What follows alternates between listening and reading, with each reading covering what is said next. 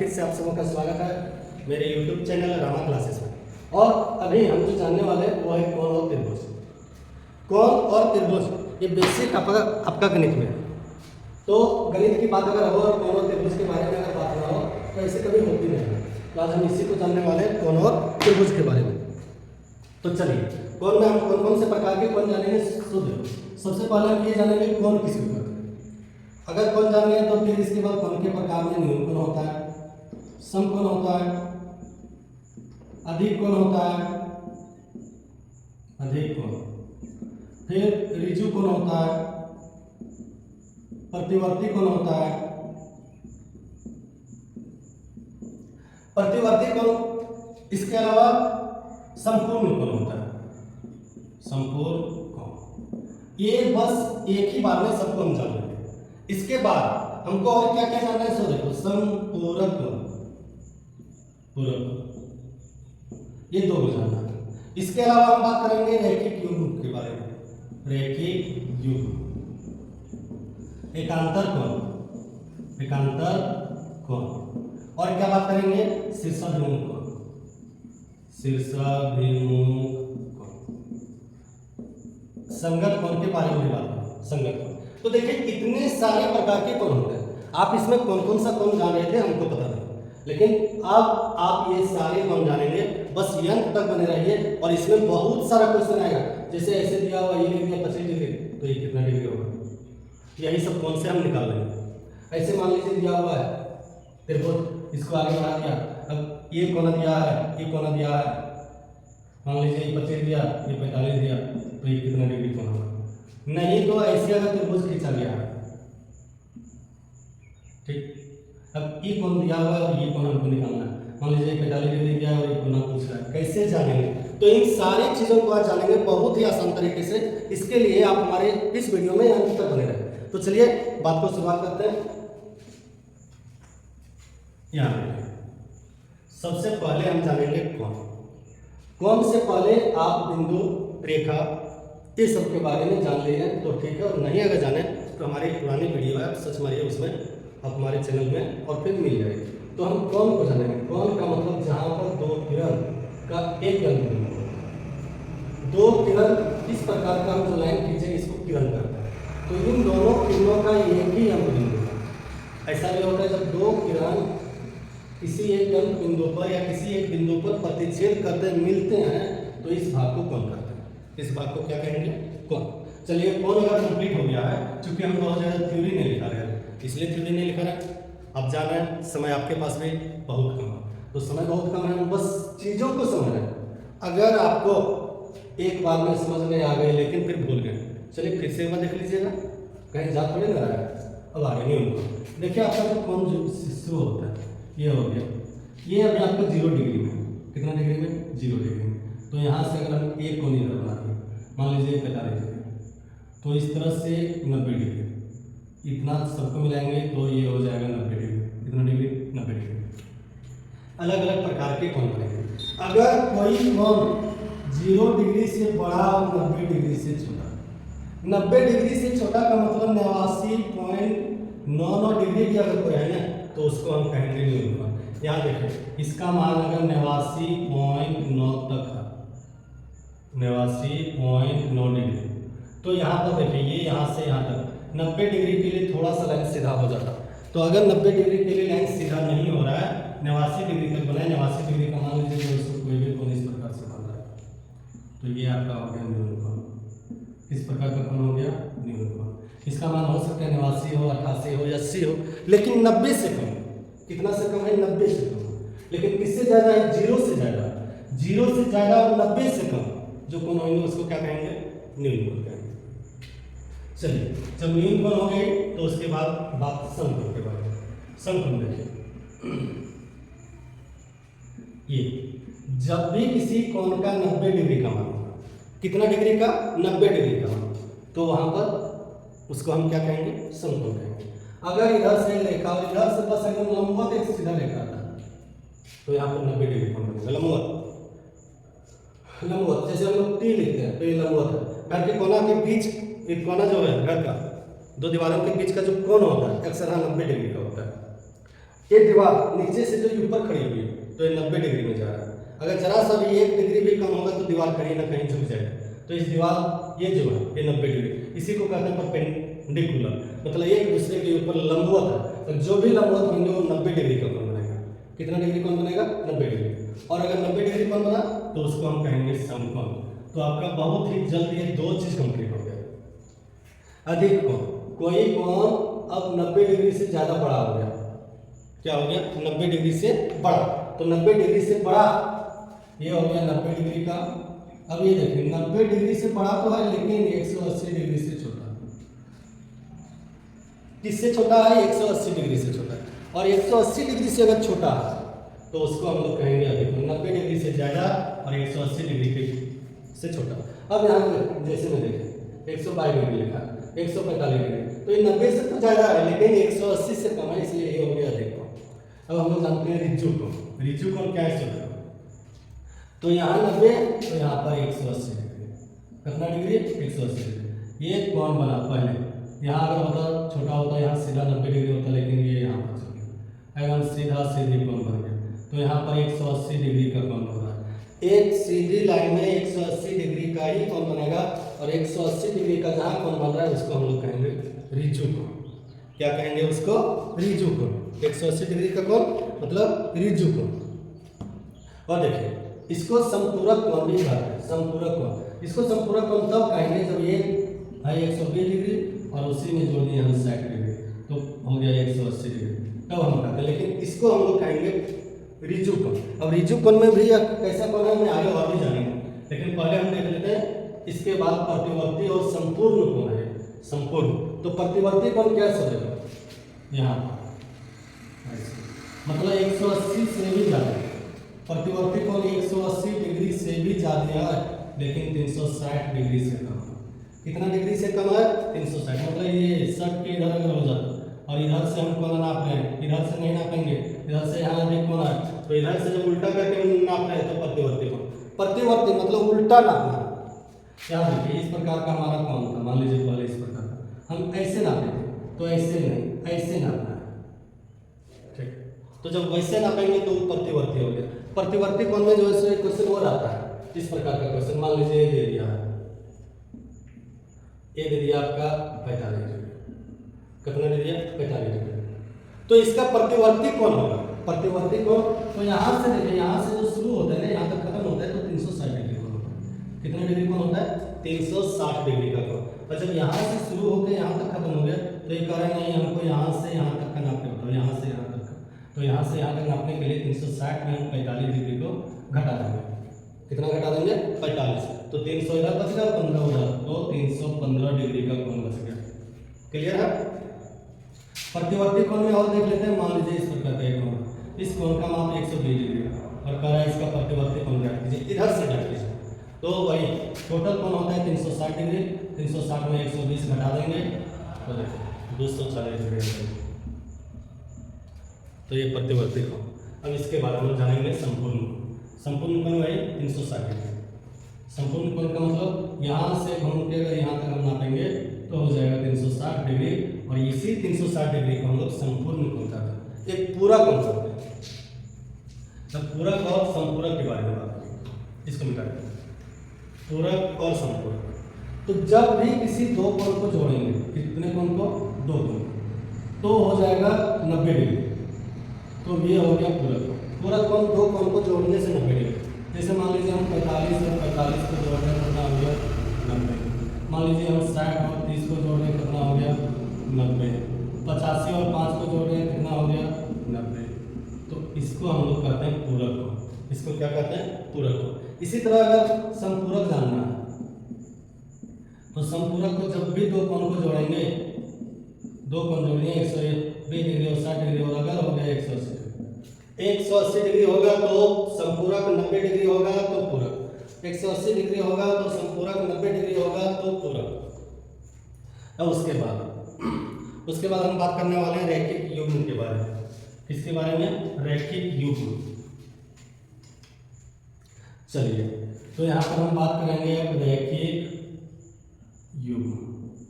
बहुत ही इंपॉर्टेंट है, थोड़ा सा ध्यान से इसको देखना है। इससे संबंधित बहुत सारे क्वेश्चन बनते हैं, हम सारे क्वेश्चन को यहाँ देख लेंगे, बहुत ही कम समय में देखेंगे। अभी बोलिएगा आप क्या बनाएंगे। तो यहाँ देखिए, कोई भी सीधी रेखा जो होती है उसमें 180 डिग्री का कोण बनता है। कितना डिग्री कोण? 180 डिग्री। हमने अभी आपको बताया एक सीधी रेखा में 180 डिग्री का कोण बनता है, इसको याद रखना।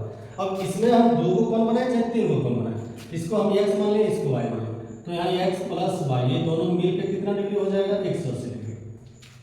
क्यों होगा? क्योंकि एक सीधी रेखा पर 180 डिग्री का कोण बनता है, और जब एक सीधी रेखा पर 180 डिग्री का कोण बनता है तो x और y को जोड़ेंगे तो 180 डिग्री हो जाएगा। अच्छा, किसी को वैसा पता नहीं चला, उसमें एगो और z कर दिया, x y z, बोला नहीं 2 को नहीं 3 को कर देंगे, कोई दिक्कत नहीं है, 3 को कर दिया तो तीनों जोड़ेंगे तो 180 डिग्री होगा। y का वैल्यू यहाँ से इतना तो रहेगा, अब y का वैल्यू यहाँ से इतना बच गया और z का वैल्यू यहाँ से यहाँ तक। किसी को लगा ना y को और भी कम कर देना चाहिए, तो ये हो गया y, ये हो गया z और इसको कर दिया q, तो यहाँ पर q plus x plus y plus z, इस सबको जोड़ेंगे तो 180 डिग्री। कहने का मतलब एक सीधी रेखा में चाहे कितनों कोण बन जाए, सारे कोण को जोड़ेंगे तो 180 डिग्री होगी।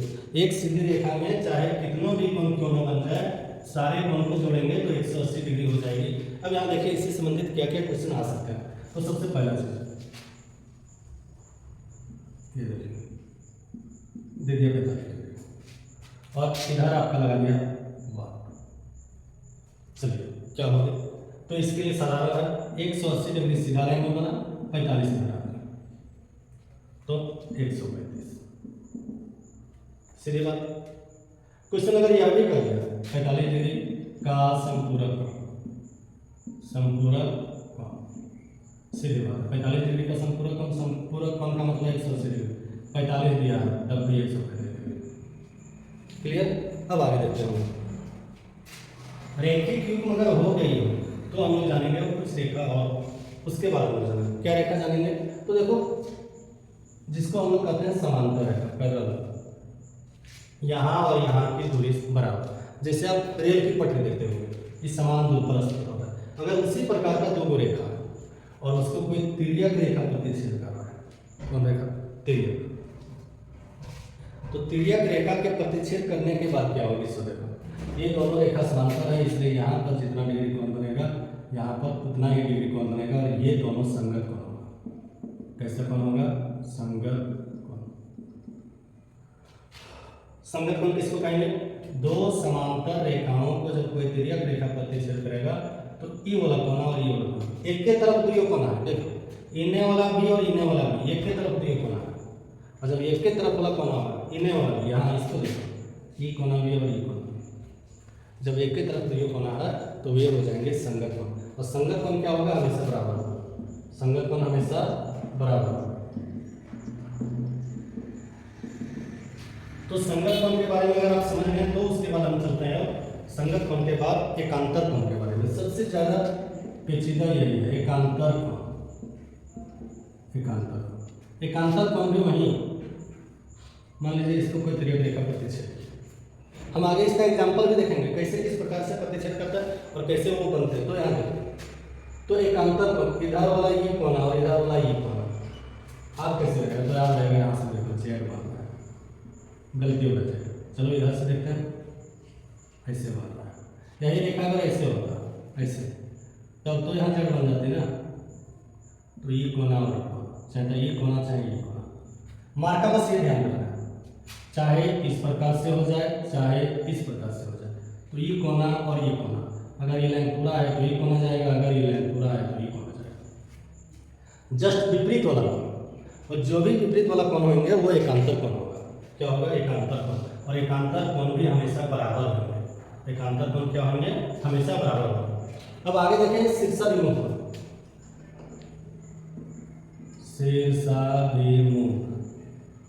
शीर्षाभिमुख कोण अगर कहीं पर भी क्रॉस का मार्का बन रहा है, क्रॉस का मार्का, तो सीधे शीर्ष हम इसको कहते हैं और उसका मुख इधर कर दो तो ये कोना और ये कोना बराबर होगा। बस इतना ही जानना है शीर्षाभिमुख कोण। क्या जानना है? शीर्षाभिमुख कोण दोनों बराबर होंगे। अब यहाँ देखो, हम एक ही फिगर में तीनों को कंप्लीट करते हैं, कैसे हम समझेंगे। एक और बना लेते हैं। देखिए हम बोले इकोन x इकोन y इकोन z। चलिए ऐसा लिख लेते हैं। कोई दूसरा तरीका भी हो सकता है, कोण नंबर 1 कोण नंबर 2 कोण नंबर 3। तो 1 2 3 बराबर है। क्यों बराबर है? तो ये संगत कोण है। कैसा कोण है? संगत कोण। उसी प्रकार से 4 5 6 ये हो गया 4 ये हो गया 5 और ये हो गया 6। तो ये सब भी बराबर हो जाएंगे। अब इसी प्रकार से अगर हम इसको दे दें 7 नंबर 8 नंबर 9 नंबर, यह भी बराबर है। 10 नंबर 11 नंबर और 12 नंबर, तो ये सारे बराबर हो जाएंगे। अगला चीज, अब ये संगत कोण हो गया। शीर्षक मुख देखो 4 और 12 4 और 12 बराबर, 5 और 11 5 और 11 बराबर, 2 और 8 1 और 9 3 और 7, ये सब शीर्षक मुख है। एकांतर कोण देखते हैं, ऐसे बन रहा है। तो ये 7 और 2 एकांतर, एंगल 7 एंगल 2, ये दोनों क्या है? बराबर है। 7 और 2। अब देखो 5 5 का ये 12 होगा, एंगल 5 बराबर एंगल 12। 11 और 6 यहाँ देखो ऐसे आ रहा है, जस्ट विपरीत में, एकांतर एक के अंतर के बाद। तो ये तीनों अगर आपको कंप्लीट हो गया तो अब हम जानेंगे इससे संबंधित कुछ प्रश्न को और कैसे हमको जो इसमें प्रश्न पूछे जा सकते हैं। तो आइए उसको भी देख लेते हैं। यहाँ देखिए एक फिगर बनाते हैं।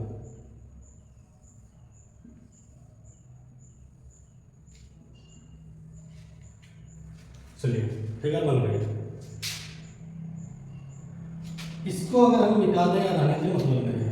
इसका नाम दे दिया ए और बी, इसका नाम दे दिया सी और डी। क्वेश्चन में कह दिया ए बी समानांतर सी डी, ये रेखा और ये रेखा समांतर है। तो यहाँ पर इसका माप दे दिया 45 डिग्री, एंगल इसका नाम वो दे दिया बी ए ओ बराबर 45 डिग्री, और ये पूछ दिया सी डी ओ क्या होगा। बहुत ही आसान तरीके, ये 45 तो ये भी 45। क्यों 45 होगा? क्योंकि ई और ये एकांतर कोण है। यहाँ देखो जेड बन रहा है, क्या बन रहा है? जेड, और अगर जेड बन रहा है तो ये दोनों एकांतर कोण है। और उसके बाद आगे ये कोना और ये कोना बराबर होगा। अगर मान लो ये दोनों 30 दे दिया या 60 दे दिया, मान लीजिए 60 डिग्री, नहीं 60 तो नहीं होगा, 45 से कम नहीं, 45 से होगा। चलो इसको भी हम मान लेते हैं 45, क्योंकि इसको 45 समझना है, तो यहाँ पे 45 होगा। ये 45 तो ये 45 शीर्षक मुख। अगर ये कोना दे दिया तो आसानी से ये कोना निकाल लेंगे। अब देखिए अगर ये दोनों नहीं दिया, लेकिन यहाँ पर दे दिया कि ये आपका लंब है, मतलब लंब का मतलब 90 डिग्री, और अगर ये 90 है तो इसमें 45 डिग्री होगा, ये 45 डिग्री होगा, ये 90 डिग्री होगा और ये 45 डिग्री होगा। अब आगे देखते हैं इसी से संबंधित और भी क्वेश्चन। यहाँ देखिए हमने पहले एक फिगर बनाई थी, इस प्रकार का अगर कोई त्रिभुज बना हुआ है तो क्वेश्चन में दिया है, ई कोना दे दिया, ई कोना दे दिया, और आपको ई कोना पूछना है, बड़ा ही जटिल ना। ई कोना भी दे दिया है, तो देखिए चलिए ई कोना दिया है मान लीजिए 45 डिग्री, और ई कोना दे दिया है 30 डिग्री, कम और ज़्यादा हो सकता है, ठीक। तो ई कोना निकालने के लिए 45 और 30 70, ये थोड़ा सा कम पड़ रहा है, तो इसको हम जो है 70 डिग्री कर दें। 45 डिग्री और 70 डिग्री, तो ये दोनों को जोड़ेंगे तो ये हो जाएगा एकांतर कोण। 45 डिग्री और 70 डिग्री एकांतर कोण। अब ये अगर 70 है, ये 45 है, तो ये भी 45 निकलेगा। ये कोण कितना होगा? सब देखो 45 और 70 जोड़ दिए तो 7 4 11 115 डिग्री निकला। तो 115 डिग्री में इसको तो घटा देंगे ना, 115 डिग्री 180 डिग्री में घटा देंगे, और जब 180 डिग्री में 115 डिग्री घटाएंगे, फिर से समझ लीजिए ये यहाँ से यहाँ तक हो गया 115 डिग्री, दोनों को जोड़ दें तो ये कोण 115 डिग्री। अभी हम बताया कि एक सीधी रेखा में 180 डिग्री का कोण बनेगा। अगर इधर 115 डिग्री हो गया तो ये कोण तो हम आसानी से निकाल सकते हैं ना, निकल जाएगी ना। और इसको निकालने के लिए बस आसान सा तरीका हम क्या लगाएंगे, 180 में 115 घटा देंगे। अगर 20 घटाते तो 60 बचता, 15 घटाए तो 100, ये करना बच गया 60 65 डिग्री, तो ये 65 डिग्री आ गया। इसी से संबंधित और क्वेश्चन क्या हो सकता है उसको हम जरा सा और देखेंगे। बस 2 मिनट आप बने रहिए और ये 2 मिनट में बहुत सारे आपके डॉट क्लियर हो जाएंगे, और अगर डॉट क्लियर हो गया तो फिर आपके लिए आसान हो जाएगा। यहाँ देखिए, यहाँ पर ये कोण आपका दिया हुआ है, ये कोण कितना दे दिया, वो दे दिया 65 डिग्री, ये कोण 65 डिग्री, और ये कोण दे दिया 115 डिग्री, और आपसे ये कोण पूछ दिया, ये 115, ये 65। करना कुछ नहीं, ये इतना दूर और ये इतना दूर बराबर हो गया, ये याद रखना। तो 115 डिग्री में 65 डिग्री घटा दो, बस एक पल में ही आपका आंसर आ जाएगा। तो 65 मतलब 50 डिग्री आएगा, और ये 50 डिग्री हो जाएगा, कहीं कुछ सोचना नहीं होगा। ये 50 होगा तो ये भी 50 होगा, 115 में जो 180 में 115 घटाएंगे तो यह भी निकल जाएगा। और इस तरीके से बहुत ही आसान तरीके से हम कोण के सारी चीज़ों को निकाल सकते हैं। इसके बारे में एक फिर डिटेल वीडियो हम बनाएंगे। अगर इसमें अच्छा रिस्पॉन्स मिला तो उम्मीद है आप सबको यह वीडियो पसंद आएगी, और अगर पसंद आ रही तो आप अपने दोस्तों के साथ पूरा शेयर करें और आप भी सब्सक्राइब करें। धन्यवाद।